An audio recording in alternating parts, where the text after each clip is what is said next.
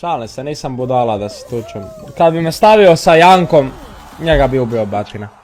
Jankom, isti mater. Prvi smo, dobro. S Vanimijem? Ne, Vanimim je dobar lik. Janko samo previše sere. Zato što lik doslovno da mu nije YouTube, a ono radio bi buraz na pijaci u Vranju, ono nemojte me jebat. I onda mog prijatelja jebe, kužiš, plati mu 300 eura za reklamu i jebe ga, ono neće mu lupit reklamu, ovaj mu je već dao pare. I onda kužiš, dečko je retardiran, ono. Tak da Janka bi jedino tuko sa CNR retard lika. I mislim prije smo bili dobri. I onda je krenuo meni srat nešto jer sam ja rekao nedjelja, a kod njih se kaže nedelja i onda meni krenuo srat kak sam ja glupi i doslovno me lik blokirao zbog toga, a ja sam mu prvi pomogao doslovno oko streaminga jer ne bi streamao da mu nije mene.